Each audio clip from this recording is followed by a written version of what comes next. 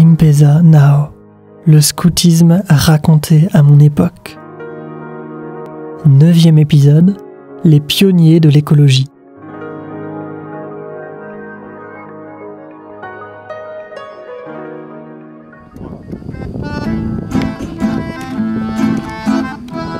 L'enfant en fait arrive à ne pas être consommateur en fait des choses, mais à le faire de lui-même, donc justement à fabriquer toutes les tables, tout ce dont il a besoin. Il faut savoir aussi leur expliquer les choses, que finalement c'est un beau moment qu'on vit et peut-être il n'est pas parfait parce qu'on n'a pas automatiquement chaud, mais on peut se réchauffer avec le feu. La nuit on peut avoir froid, mais on peut mettre des couches en plus. Finalement c'est comprendre qu'on peut améliorer son confort avec simplicité en n'étant pas dans la vie quotidienne où on a notre lit, notre chauffage et notre petite maison et notre toit. C'est vraiment intéressant de pouvoir lâcher tout. Le but de la sobriété heureuse, c'est de se contenter vraiment du minimum, mais d'être quand même heureux. Et finalement, quand on essaye un petit peu, on est vraiment plus heureux. Quand on est en camp scout, quand on est en réunion scout, on est vraiment juste entre amis. On a vraiment le strict nécessaire, donc le matériel pour manger, le matériel pour dormir. C'est une expérience de dingue, juste quitter le stress de la ville, se retrouver avec la nature, de quitter son téléphone, d'être vraiment en face de la personne, lui parler en face, de vraiment vivre avec lui. Moi j'avais été élevée avec un confort très haut, faut vivre pour se faire une sécurité financière, une situation sociale, que c'est très important. Et là je découvrais que j'étais plus joyeuse dans la nature avec pas grand chose, qu'il pleuvait, on marchait, mais on était ravis parce qu'on chantait, et que quand on était riche de ce qu'on était, de ce qu'on était devenu, à apprendre plein de chants, à rigoler avec plein de gens, à s'occuper, à faire des belles choses pour les autres, on se sentait plus riche que quand on avait beaucoup. Et qu'en plus, à une époque où l'écologie devient une urgence parce que le monde s'abîme, que pour nos enfants on veut pas leur laisser une terre pourrie, le scoutisme avait des messages forts. Parce qu'on va dans des montagnes, on va à des endroits un peu reculés et on retrouve finalement aussi un apport de la nature qui est très très fort. Si tu t'engages dans le scoutisme, c'est que tu as envie d'aventure, tu as envie d'un petit peu de crasse quelque part.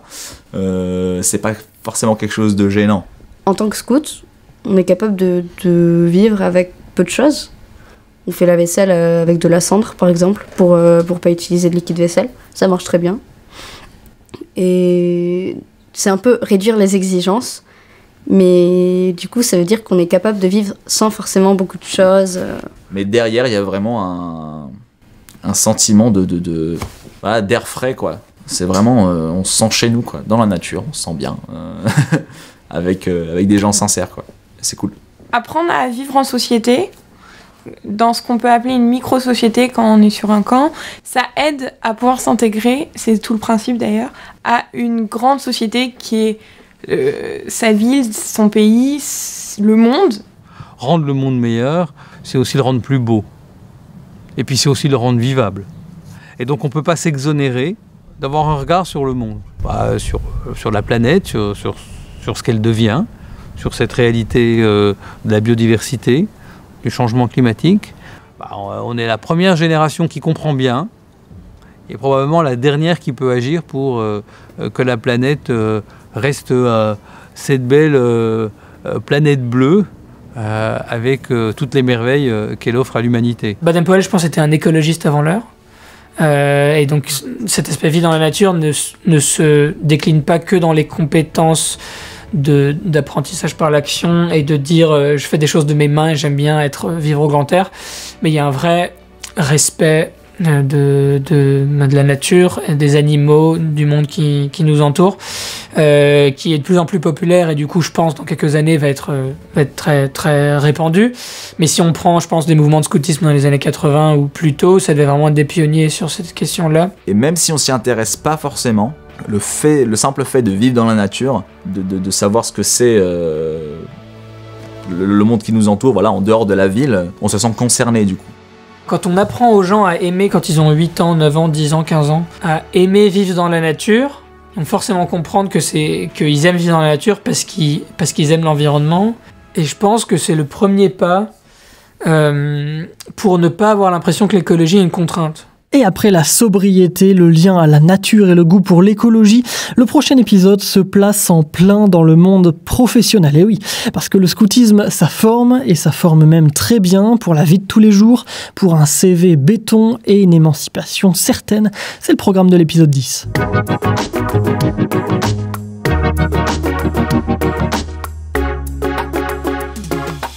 Merci d'avoir écouté le 9e épisode de Impeza Now, le scoutisme raconté à mon époque. Je suis Grégoire Dubois, j'ai produit et réalisé ce podcast, disponible sur toutes les plateformes d'écoute et même sur YouTube. Une série audio documentaire hébergée sur archive.org et distribuée par PodCloud. La musique est composée par Timothée Mazurel. Et dans cet épisode, vous avez entendu les voix de Dana, Pauline, Ethan, Corentin, Béatrice, Rosanna, Ella, Gilles et Nicolas. Vos réactions, vos questions, impezanao@gmail.com et sur les comptes Twitter et Facebook du documentaire.